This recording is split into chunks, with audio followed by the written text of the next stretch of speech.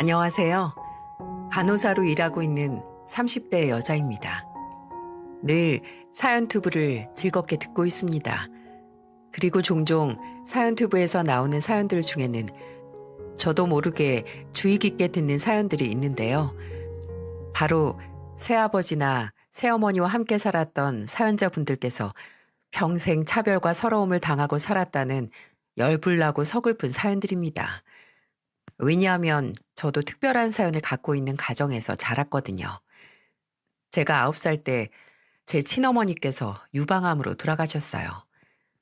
그때는 어리기도 해서 어머니에 대한 기억도 남들만큼 많지 않고 어머니가 돌아가시는 순간도 뿌연 안개가 낀 것 마냥 흐릿할 뿐입니다.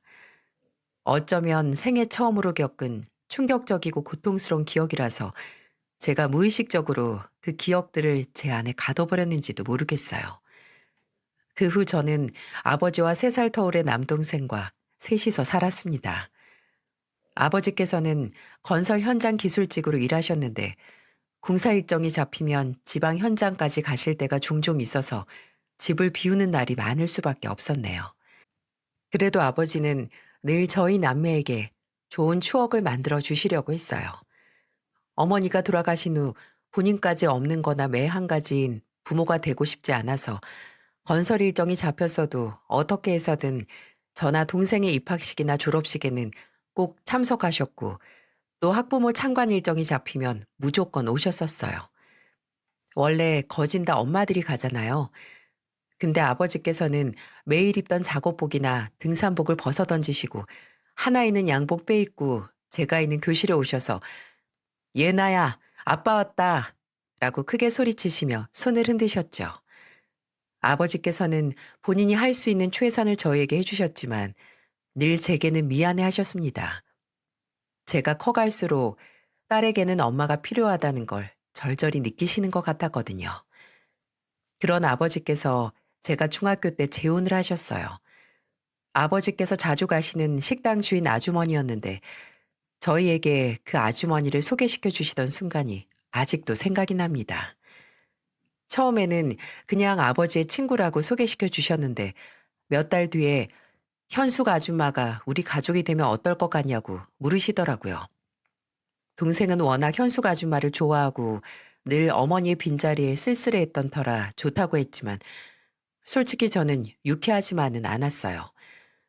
누가 우리 엄마 자리를 대체한다는 것도 싫었고 특히 저는 그때 중학교 2학년으로 한창 사춘기를 보내던 나이였거든요. 하지만 아버지의 행복을 반대하고 나서고 싶지 않았고 나만 참으면 우리 가족이 평화로우니까 잠자코 있었죠. 그렇게 현숙 아줌마는 저희 가족이 되었습니다. 현숙 아줌마, 아니 새어머니와 함께 살게 되면서 저는 거의 방 안에만 처박혀 있었어요. 다른 사람이 이제 우리 집에서 같이 산다는 것도 어색했고 이제 현숙 아줌마였던 사람을 엄마라고 불러야 한다는 것도 불편했거든요. 아마 새어머니 입장에서 저는 텃세 부리는 사춘기 딸이었을 거예요. 아버지는 제가 냉랭하게 구는 걸 보시고 늘 한 소리씩 하셨지만 새어머니는 옆에서 아유, 그만해요. 당신이 뭐라고 안 해도 우리가 알아서 잘 지내니까 당신은 끼어들 거 없어요. 그치, 예나야? 예나랑 아줌마랑 천천히 친해지고 있지? 라고 말씀하시며 저를 향해 웃으셨습니다. 제가 가족이 된 후로 살갑게 군 적도 없었는데 말이죠. 그랬던 제가 새어머니를 정말 제 가족으로 받아들이게 된 결정적인 계기가 있었는데 제가 고등학교 때 학교에서 정말 억울했던 일을 당했었어요. 체육 시간이었는데 저는 그날 몸살에 생리통까지 겹쳐서 양호실에서 쉬었거든요. 근데 그때가 사교시 때라서 양호 선생님이 점심 드시러 가야 한다고 양호실 문을 잠그고 가야 하니 교실로 먼저 가라고 하셨어요. 그래서 체육 시간이 끝나기 전에 교실로 올라갔는데 이상한 게 주번이 잠그고 갔던 교실 문이 열려 있는 겁니다. 애들이 체육 시간에 교실을 비운 시간에 저희 교실이 털린 거예요. 현금을 가지고 있던 애들 돈하고 휴대폰 몇 개가 없어졌었죠. 근데 지금 생각해도 너무 어이없고 억울한 게 교실을 턴 범인으로 제가 지목된 거였어요. 몇몇 애들도 먼저 교실로 들어와 있던 저를 의심하고 담임 선생님까지 왜 먼저 교실에 있었냐고 저를 몰아세웠죠.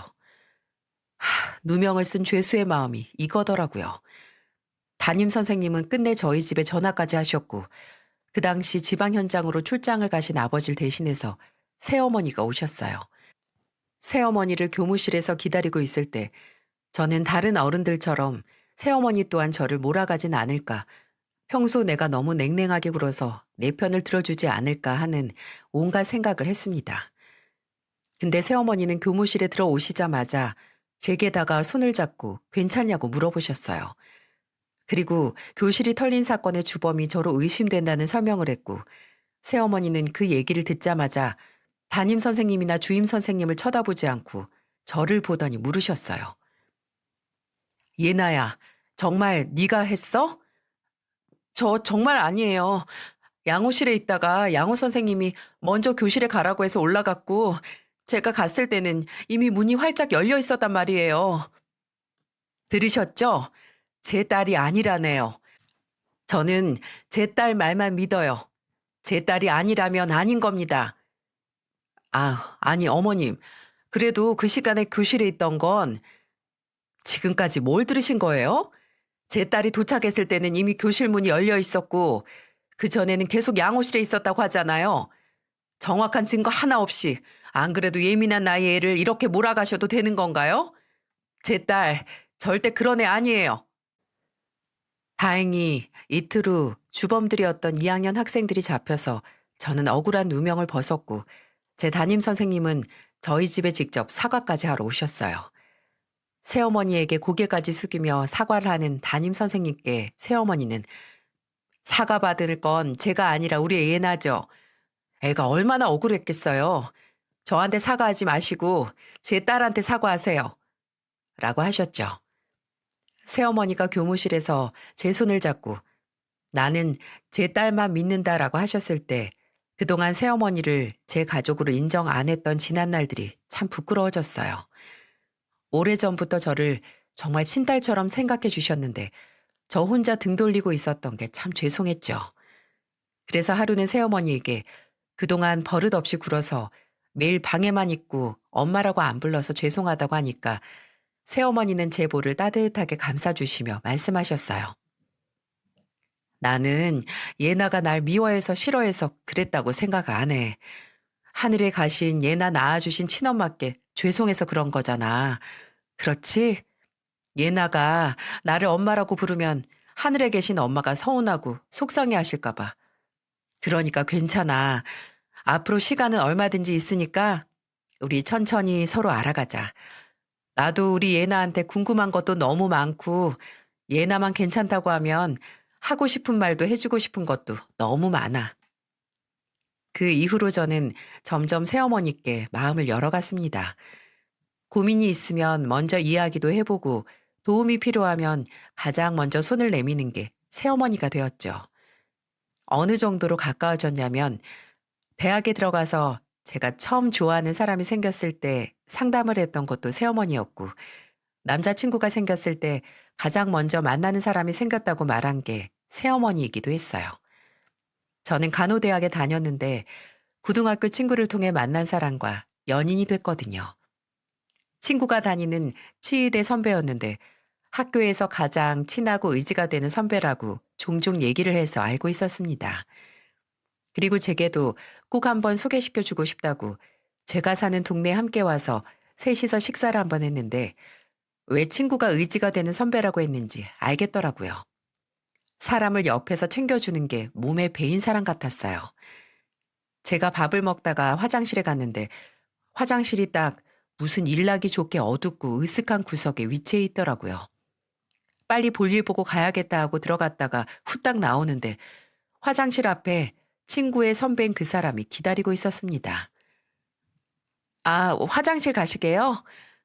아니요, 예나 씨 기다렸어요. 아무래도 좀 걱정이 돼서. 들어가요.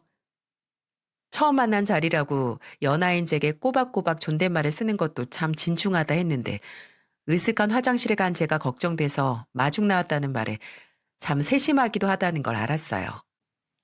그날 후로 연락처를 주고받고 개인적으로 연락을 하다가 점점 친해졌는데 서로 호감인 마음이 있다는 걸 확인한 후에 사귀게 됐어요. 근데 저희가 마냥 연애만 할 수 없던 게 저는 간호대, 그 사람은 치의대로 공부할 게 많아서 장난 아니게 바빴거든요. 주 데이트 장소는 도서관일 정도였죠. 그래도 좋아하는 사람과 함께 그 힘든 시기를 겪었기에 버틸 수 있었던 것 같아요. 시험 기간에는 도서관에서 같이 밤을 새면서 공부를 하고 각자 서로에게 도시락을 만들어 싸와서 먹고 그 사람이 군대 갔을 때는 저는 제 공부를 하고 시험을 준비하며 기다렸죠. 제가 시험에 붙은 뒤 대학병원에 취업을 하고 그 사람은 군대 갔다 온 다음에 남은 5년 동안 시험을 준비를 했던 장장 8년의 연애 끝에 저희는 결혼을 하게 됐습니다. 저는 대학병원 4년차 책임 간호사였고 남편의 레지던트 과정이 끝나갈 때였죠. 남편은 전문의 수련이 끝나면 대학병원에 남지 않고 아는 교수님의 소개로 개인 병원에 취직을 할 예정이었는데요. 힘든 길은 이제 다 지나왔고 저도 남편과 안정적으로 자리를 잡았으니 아무런 문제 없이 결혼할 수 있다고 생각을 했습니다. 근데 그런 생각이 우습게도 시련은 다른 곳에서 생기더라고요. 결혼 전 남편은 제게 힘겹게 이런 말을 꺼냈어요. 사실 본인 동생에게 정가가 있다고요. 당황스러웠죠.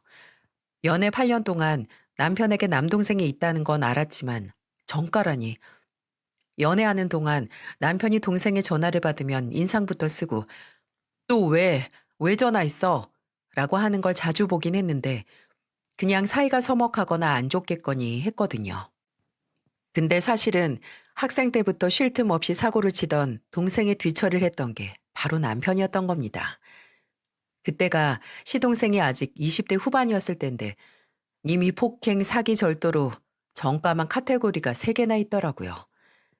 집행유예나 합의를 해서 형을 산 적은 없었지만 그래도 그렇게 정신 못 차리고 사고를 치는 동생에 대해 제게 설명도 없이 결혼을 할 수 없다고 원래는 더 먼저 이야기하려고 했는데 차마 용기가 안 나서 말을 못했다고 합니다.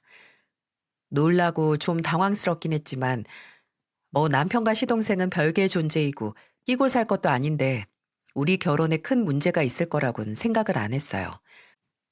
그때는 그렇게 마냥 결혼을 앞두고 과하게 낙관적이게 생각을 했지만 제 생각과는 다르게 시동생이라는 어마무시한 존재가 제 결혼 생활에 몇 번이고 먹구름을 몰고 왔습니다. 일단 저는 시동생이 형과는 정반대로 학생 때부터 막 살았다는 게 시동생 문제만이 아니라 전적으로 시어머니 문제라는 걸 결혼을 준비하는 과정에서 알았어요. 핑계 없는 무덤 없다고 하잖아요. 결혼 전 시댁에 인사를 드리러 갔을 때 시어머니께서 건설 현장 반장인 아버지를 노가다라 비하한 것도 저희 부모님 집이 아파트 자가인 걸 아시고 그럼 나중에 우리 동훈이 치과 개업해 줄 수 있냐고 당당하게 물었을 때도 참을 수 있었습니다. 그냥 건설 노동자를 노가다라고 할 수 있으면 연예인은 딴따라 정육점 주인은 백정이라고 부를 수도 있겠네요. 근데 저희 아버지 현장직만 30년이 넘는 베테랑 기술자세요. 라고 하면 됐고 개업은 아직 시기상조고 앞으로 천천히 저희들이 돈 모아 봐야죠. 라고 넘어갈 수 있었으니까요. 근데 그날 후 상견례도 끝나고 나서 저를 따로 불러낸 시어머니께서 신혼집 이야기를 하시다가 꺼낸 말은 충격적이다 못해 소름이 돋았어요. 신혼집은 정했니? 그때 4곳 정도 둘러보고 있다고 했잖니? 네, 저 다니는 병원에서 가까운 데로 하려고요. 그 방 2개짜리라던데? 네, 좁긴 해도 제일 깔끔하고 신축이라서요. 예, 방이 2개밖에 안 되면 애 낳고 나서 어쩌려고 그러니? 너희 방 하나는 동균이 줘야 할 텐데 애 낳고 나면 애 방이 없잖아. 그게 무슨 왜 도련님한테 방을 내줘요? 안 그래도 동균이 사는 오피스텔 내년부터 월세 올린다고 해서 뺄까 했는데 너희 결혼하는 김에 동균이 자립하기 전까지 같이 살면 좋잖아. 어머님, 도련님 나이면 형 신혼집에 얹혀 살면서 자립을 준비하는 게 아니라 오피스텔 월세가 오르면 그만큼 더 일해서 돈 벌어야 하는 거예요. 도련님 지금 3년째 일 안 하고 있잖아요. 월세 오르니까 이 김에 빨리 취업하라고 하세요. 말도 안 되는 소리를 너무 당연하게 하시길래 어이가 없어서 이렇게 반문했더니 부르퉁한 얼굴로 그럼 자립하기 전까지 동훈이하고 상의해서 용돈 좀 다달이 챙겨줘라. 어쨌든 취직을 해야 하는데 그때까지 월세랑 카드값은 내야지. 라고 하시더군요. 말이 되나요? 결혼과 동시에 제 동년배 아들을 키우는 것도 아니고요. 세탁소를 운영하시는 시부모님의 금전적 상황이 다 큰 둘째 아들 책임질 만큼 넉넉지 않다는 걸 알고 있지만 그렇다고 그걸 저나 남편이 떠안을 생각은 추호도 없었어요. 그래서 어머님 빨리 동훈 씨 치과 개업해달라고 하셨잖아요. 그럴 거면 도련님 용돈 줄 여유 없어요.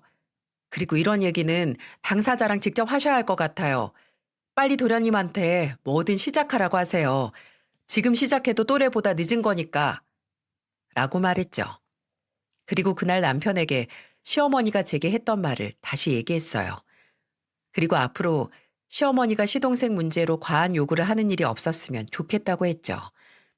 아니라면 지금 당장 이 결혼 다시 생각할 거라고요. 남편은 당연히 제게 미안하다고 사과를 했고 다음날 시어머니께 말했다고 해요. 앞으로 제게 이런 문제로 얘기 꺼내지 말라고요. 근데 그렇다고 해서 제 결혼 생활이 평화로웠을까요? 만약 그랬다면 제가 이곳에 사연도 안 보냈겠죠. 시동생은 첫인상부터 마음에 안 들었습니다. 저는 시댁에 인사를 드리러 간 날도 아니었고 상견례 자리도 아니고 바로 결혼식 당일에 처음 만났어요. 그전에는 시동생이 뭐 숙취다, 친구들끼리 여행 간다 뭐다 해서 만날 수가 없었거든요. 근데 결혼식 당일 어떤 꼴로 왔는지 아시나요? 티셔츠 하나에 다 찢어진 청바지, 그리고 슬리퍼를 찍찍 끌면서 나타났습니다. 가족, 그것도 형의 결혼식에 맞춤 정장까지는 안 바래도 세미 정장은 입고 와야 하는 거 아닌가요? 이거면 다게요. 제가 신혼여행에 다녀와서 진짜 황당한 소리를 들었는데요. 여행 갔다 와서 친구들에게 면세점에서 사온 선물을 주기 위해 만났었어요.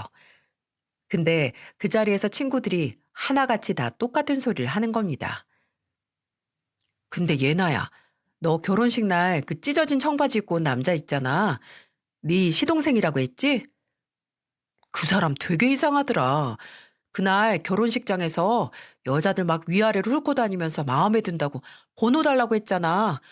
승미는 거절하고 만나는 사람이 있다고 했는데 글쎄 화장실까지 쫓아왔었대. 유진이는 네 시동생이 옆자리에 앉아서 계속 귀찮게 해서 밥도 안 먹고 그냥 갔잖아. 와, 창피해서 미치겠더라고요. 시동생은 형 결혼식에 온 게 아니라 뭐 물고기 낚으러 온 인간 마냥 마주치는 여자들마다 껄떡댔다는 겁니다. 저는 그날 친구들에게 미안해서 식사를 쌌고 집으로 돌아와 남편에게 이 사실을 알렸어요. 남편은 얼굴이 빨개져서는 그놈 미친놈 아니야? 라고 하더니 바로 시동생에게 전화를 걸었죠. 나랑 네 형수 망신 주려고 작정을 했냐고 남편이 화를 내니 시동생이 한 말이 과관이었네요. 참나, 어차피 번호 받은 여자도 없었어. 그러면 된 거 아니야? 아휴, 내 눈에 차지도 않았는데 그래도 예의상 번호 좀 물어본 것 가지고 되게 난리들이네. 남편은 지주제도 모르는 시동생에게 야, 생각을 해봐라. 결혼식장에 슬리퍼 신고 온 놈한테 누가 번호를 줘? 그래도 그 나이에 백수 정가범인 거 알기 전에 여자들이 다 도망가서 다행이다. 라고 했죠. 불행히도 이건 시동생이 제 결혼 생활 동안 저지른 만행의 서막이자 극히 일부분이었습니다. 어디서부터 말을 해야 할까요? 일단 시동생은 몇 년 동안 제대로 된 직업을 갖지 못했어요. 하루는 모 하는 형님 술집에서 매니저로 일한다고 하다가 3개월 만에 그만두고 그 다음에 휴대폰 매장에 취직을 했을 때는 2달도 못 버텼죠.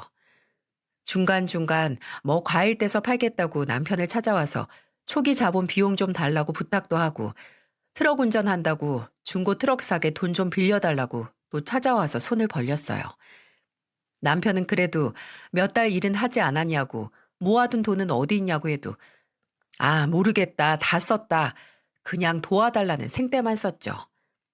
근데 남편은 절대 도와주지 않았습니다. 지난 9년 동안 딱 한 번 시동생이 스포츠 토토 하다가 생긴 빚으로 대부업체에 돈을 빌렸다가 진짜 사람 인생 말아먹게 생겨서 그때 딱 한 번 500만 원 준 게 전부였죠.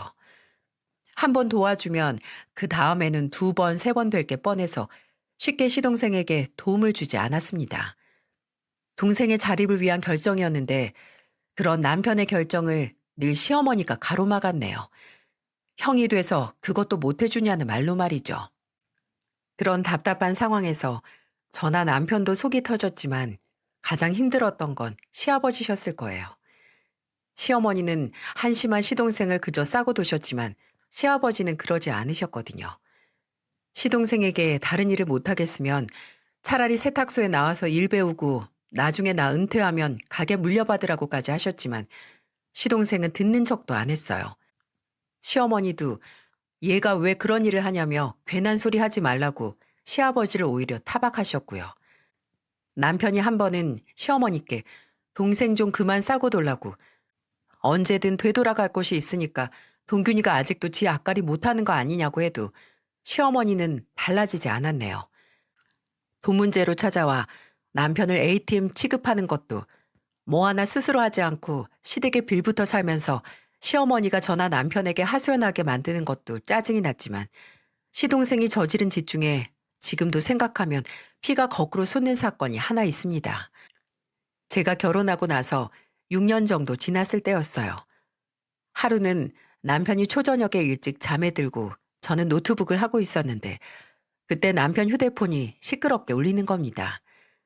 그 소리에 행여 어렵게 재운 아들이 깰까봐 휴대폰을 들었는데 여러 번호로 문자가 몇 통씩 오고 있는 거예요. 근데 그 내용이 제 속을 뒤집었네요. 어제 홍대에서 만났던 사람이에요. 이번 주 주말에 시간 되세요? 선생님한테 말하면 바로 치과 예약해 주시나요? 그날 가면 스케일링 받을 테니까 점심 사주실래요? 저는 남편이 바람을 피우고 있다고 확신을 했어요. 이 인간이 결혼하고 얼마나 됐다고 밖에서 허튼 짓을 하고 있었다고 말이죠. 저는 당장 자고 있던 남편을 깨워서 문자에 대해 따졌는데 남편은 사실 며칠 전부터 이런 내용의 문자가 몇 통 왔었다고 그때마다 번호를 잘못 알고 보낸 것 같다고 답장을 하고 나서 차단을 했다는 겁니다.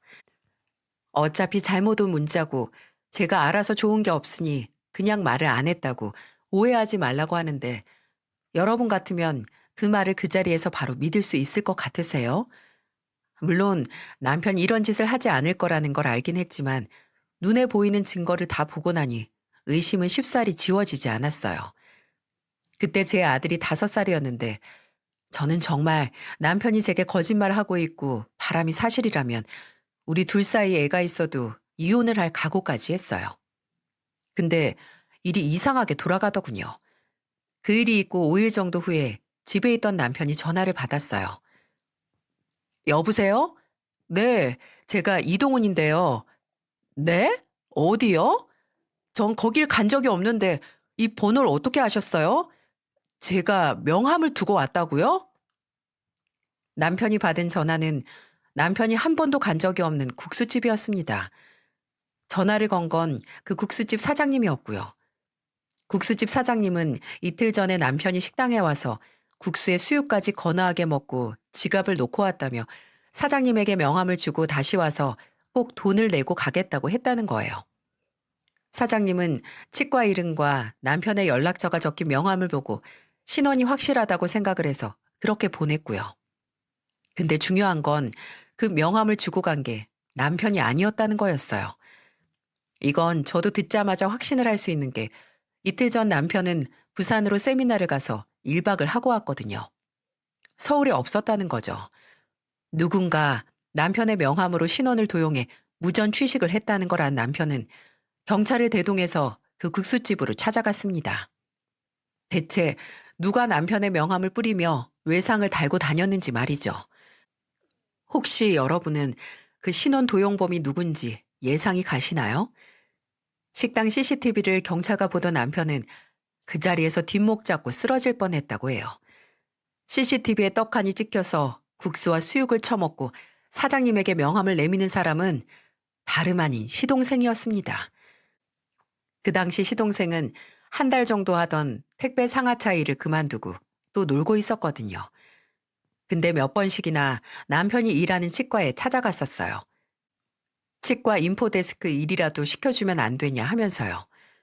아니, 거기가 남편 치과도 아니고 원장님도 따로 있고 다른 치과 의사들도 있는 곳인데 왜 거기 찾아가서 일자리를 달라고 하냐고요. 남편은 아마 그렇게 들락날락 하다가 인포데스크에 있던 본인 명함을 가져간 것 같다고 추측했어요. 그 자리에서 남편은 일단 CCTV 속 사람이 아는 사람이라고 경찰에 말하고 식당에는 음식값을 냈습니다. 그리고 곧장 시댁으로 갔죠. 그날 남편은 처음으로 시동생에게 주먹을 들었다고 해요. 그동안 그렇게 사고를 치고 부모님 속을 썩여도 동생을 한 번 때린 적 없는 사람이 시댁에 가자마자 거실에서 TV 보면서 누워있던 시동생을 일으켜 주먹을 날렸다고 합니다. 어머, 동훈이 너 뭐 하는 거야? 왜 동생을 패? 엄마 모르면 가만히 계세요. 야, 이 미친놈아. 내 명함 가지고 다니면서 외상 달면서 처먹으니까 어디 네 돈으로 사 먹은 것보다 배부르든? 너 신혼도용 그거 범죄야, 범죄. 알아? 이젠 하다 가족 상대로 범죄를 저질러? 남편에게 한 대 맞고 구른 시동생은 한동안 말을 못하더니 남편 얼굴은 쳐다도 못 보고 식당에서 명함으로 공짜 밥 먹은 건 그날이 처음이었다고 다 기어들어가는 목소리로 말했다고 합니다. 그 말을 들은 남편은 감이 딱 왔다고 해요. 명함 뿌려서 공짜 밥 먹은 건 처음이면 다른 짓도 했다는 거야? 너 내 명함 어디 뿌리고 다녔어? 똑바로 말해. 안 그러면 진짜 여기서 경찰서 끌고 가서 신혼도용 무전취식으로 이번 기회에 아예 깜빵 가게 만들어 줄 테니까. 그렇게 남 등쳐먹고 사고치던 사람이 감옥 가는 건 또 무서웠나 봅니다. 그 자리에서 시동생은 남편 명함을 가져가서 지가 한 짓들을 다 얘기하는데 그동안 남편 휴대폰으로 왔던 바람이 의심되는 문자도 시동생의 작품이었어요. 명함 뿌리면서 밖에서 여자를 꼬신 거예요. 나 이런 사람이다. 치과 의사다. 라고 말입니다. 그 한심함에 화가 머리끝까지 난 남편은 정말 이걸 계기로 차라리 정신 차리라고 정말 경찰에 신고를 하고 싶었답니다. 시어머니가 한 번만 참으라고 네 동생 이번에는 정말 감옥 간다고 울며 불며 매달려서 겨우 참았고요. 남편은 시동생을 한 대 더 패줄라다가 그냥 이 한마디 남기고 시댁에서 나왔다고 해요. 이 한심한 자식아. 평생 제대로 된 일 한번 해본 적 없는 놈이 남이 힘들게 읽어놓은 걸 하루아침에 훔치려고 하냐? 작작 좀 해라. 작작 좀. 언제까지 거저먹을 건데? 다른 사람 명함 뿌리면서 그런 척 헛껍데기 인생 살려고 머리 굴릴 시간에 남들은 어떻게 사는지 하루를 무슨 일을 하면서 사는지나 봐라. 너도 사람이고 제정신이면 느끼는 게 있겠지. 그 사건 후 남편은 약간 시동생에 대한 일말의 기대심이 떠버린 것 같았습니다. 그래도 언젠가 정신을 차리겠지 했는데 이제 그런 기대도 다 사라진 거죠. 근데 정신을 못 차린 건 시동생뿐만이 아니었어요. 시어머니도 마찬가지였습니다. 시어머니는 그날 후 제게 종종 연락을 해서 네가 동훈이한테 말해서 동균이랑 좀 화해하게 좀 해라 라고 하셨어요. 동균이 걔가 지 형한테 좀 잘 보이고 붙어 있어야 뭐라도 얻어먹는데 참 왜 계속 사고를 쳐서 이 난리인지 모르겠다.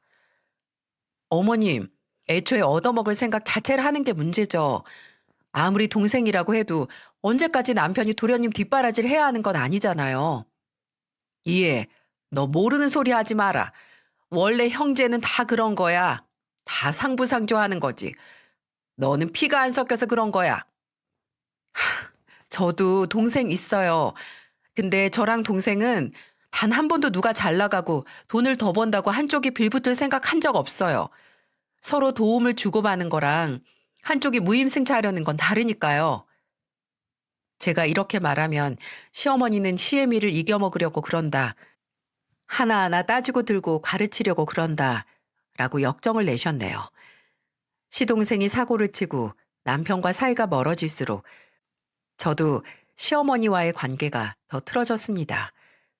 근데 이 골이 깊어지게 된 건 전혀 관계없는 일 때문이었어요. 시댁에 간 날이었습니다. 원래도 저를 막 따뜻하게 맞이해주지 않는 분이지만 그날은 좀 이상하게 제가 시댁에 현관에 들어서자마자 째려보시더니 한숨을 푹 쉬시는 거예요.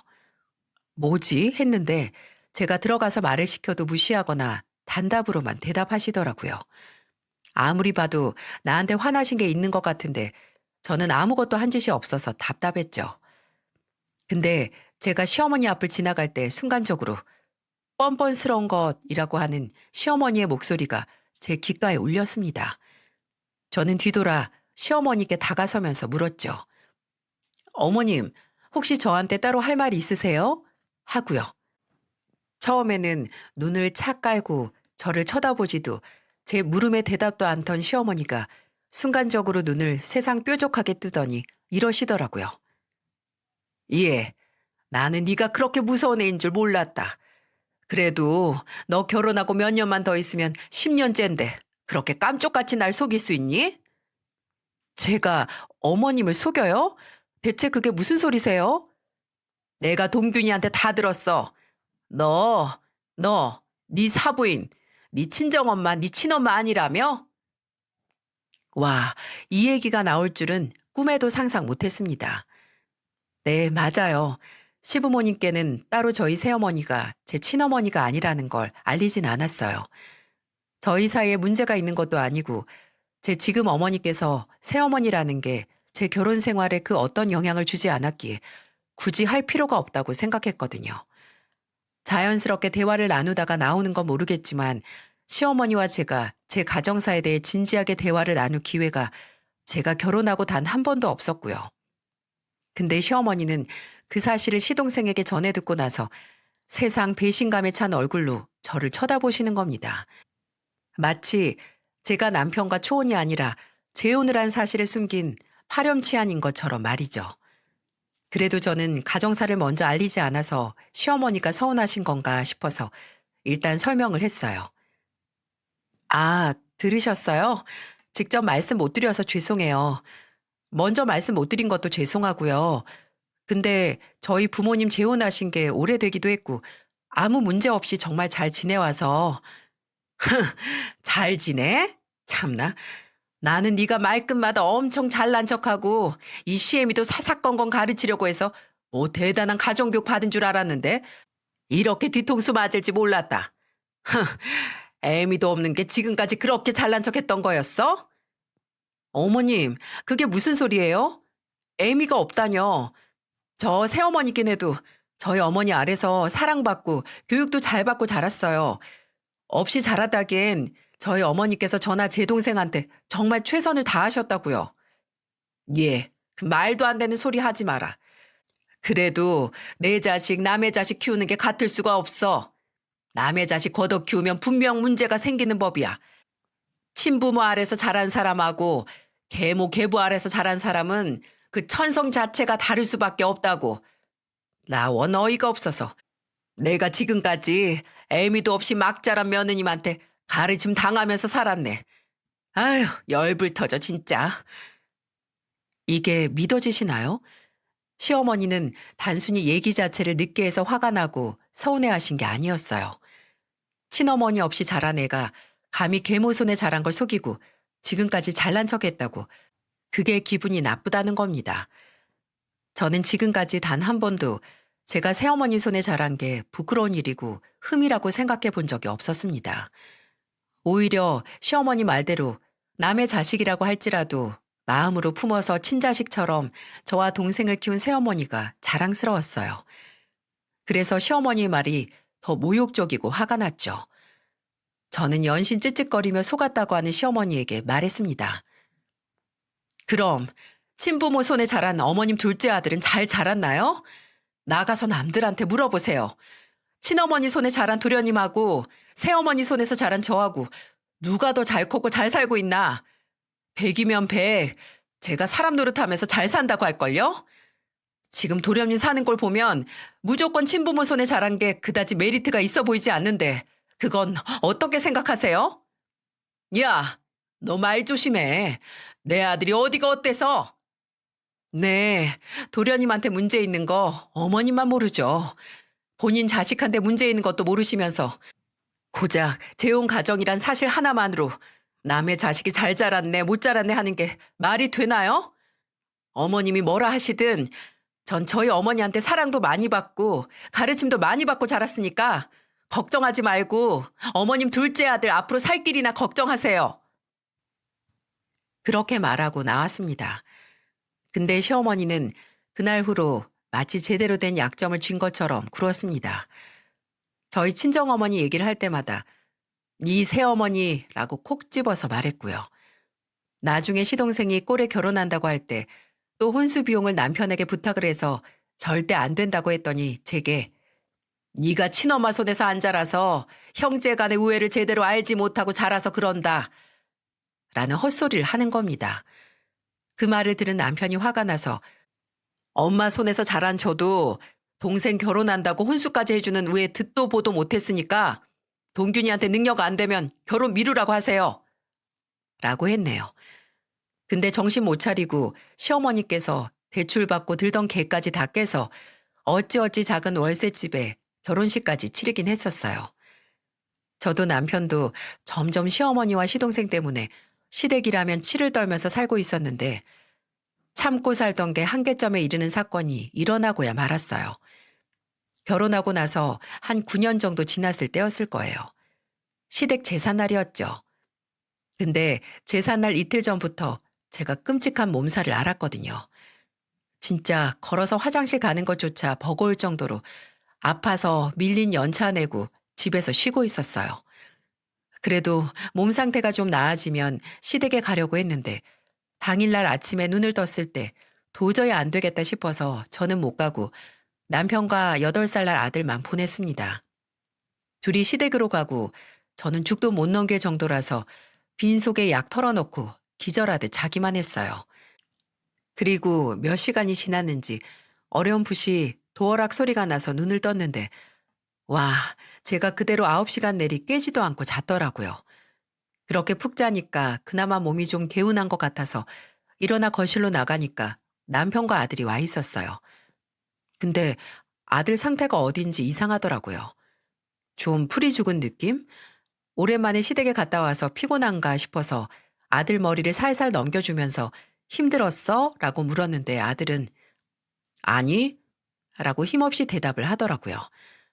우리 아들이 왜 이렇게 힘이 없을까 하고 옆에 앉아서 어깨동무하면서 안아줬는데 아들이 그때 기어들어가는 목소리로 충격적인 말을 하는 겁니다.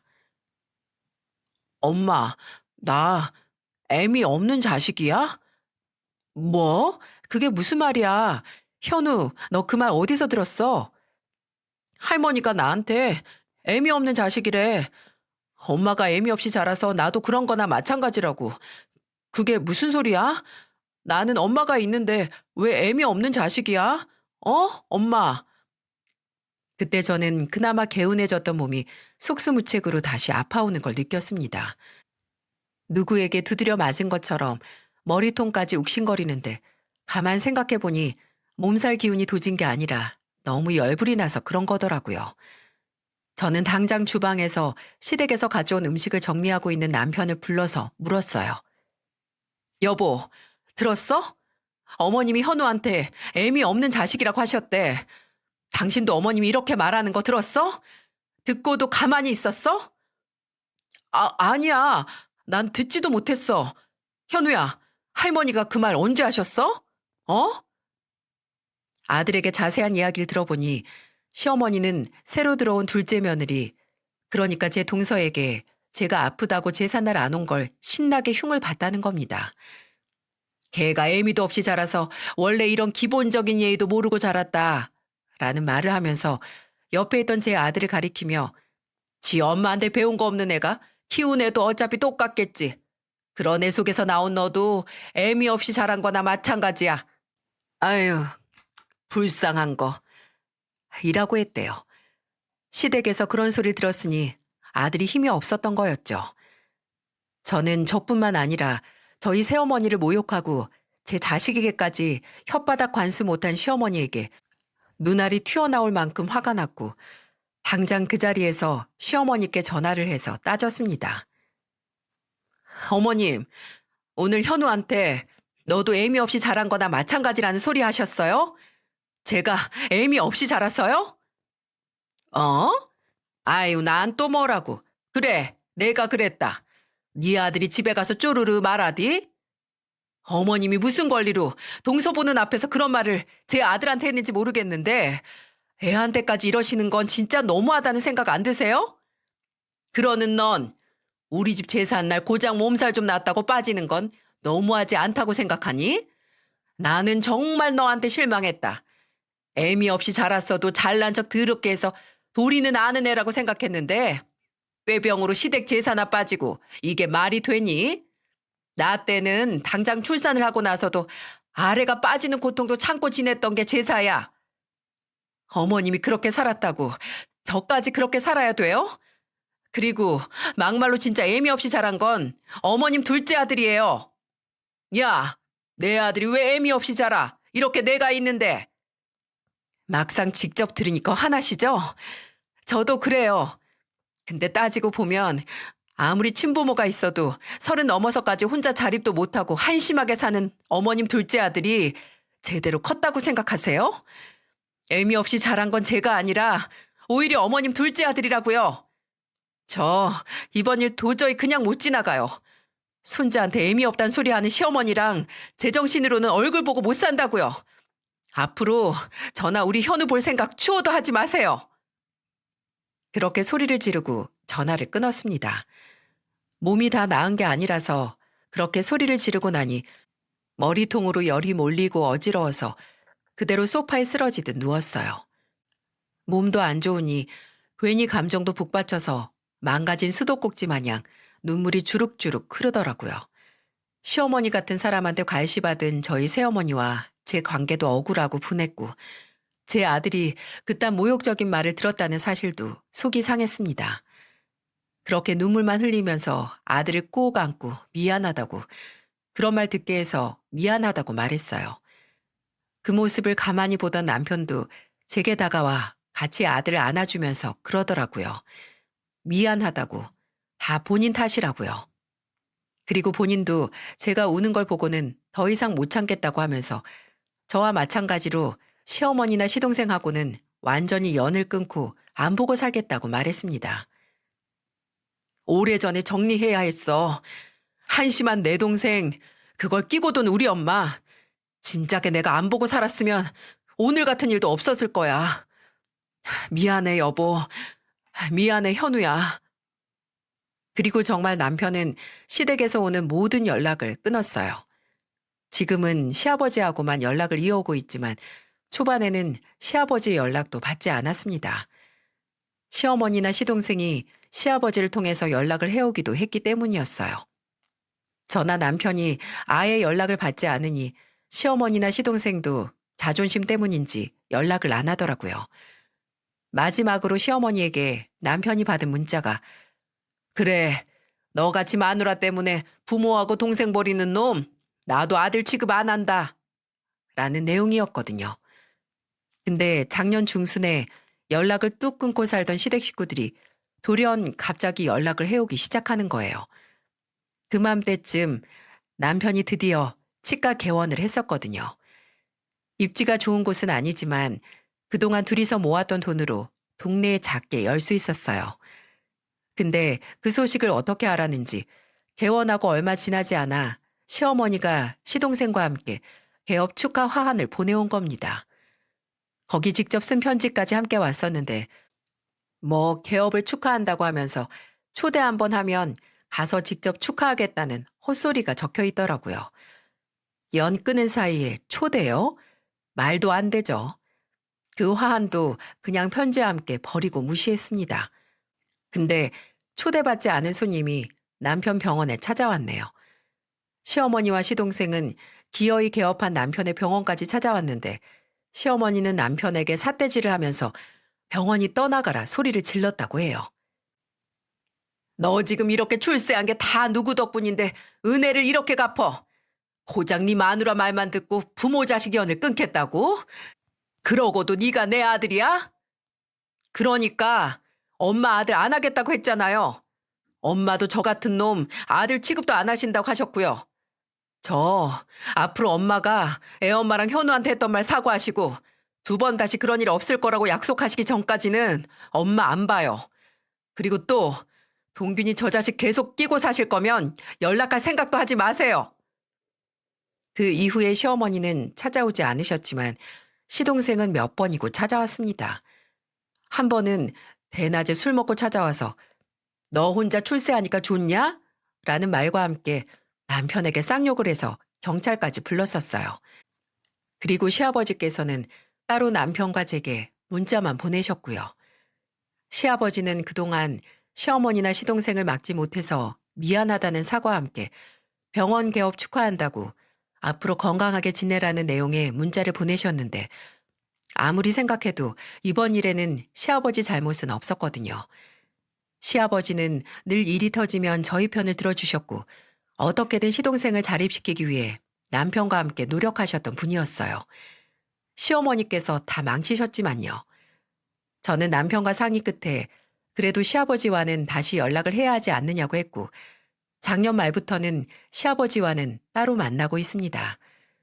작년 12월에는 시아버지 생신날 집에 초대해서 가족들끼리 시간도 보내고 지난 명절에도 시아버지를 초대했어요.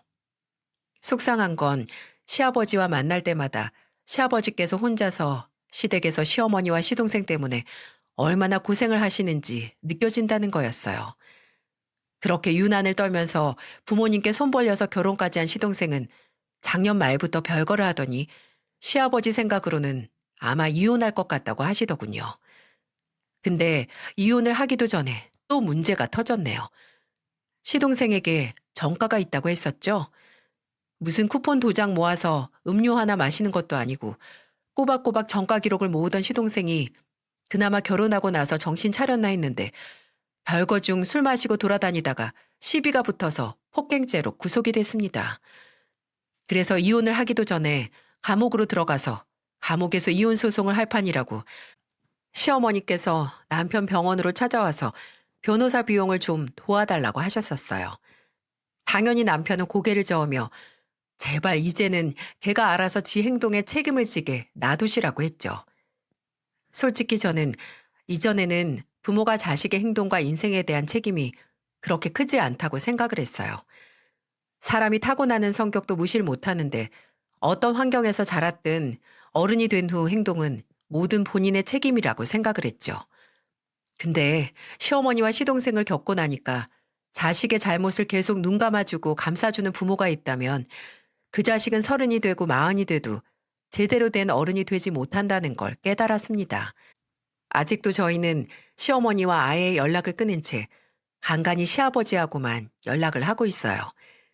시동생이 감옥에 간 이후로는 시어머니께서 본인이 잘못한 것 같다며 다시 저희에게 연락을 하려고 하시지만 시동생이 다시 사회로 나오면 예전으로 돌아갈 거라고 믿어 의심치 않습니다. 아마 시어머니와 시동생은 서로가 있는 한 절대 바뀌지 않을 거예요. 저나 남편은 절대 바뀌지 않을 현실에 괜한 희망을 갖지 않고 바뀌지 않아도 괜찮은 현실만 바라보고 살 예정입니다. 이야기를 들어주신 여러분께 감사드립니다.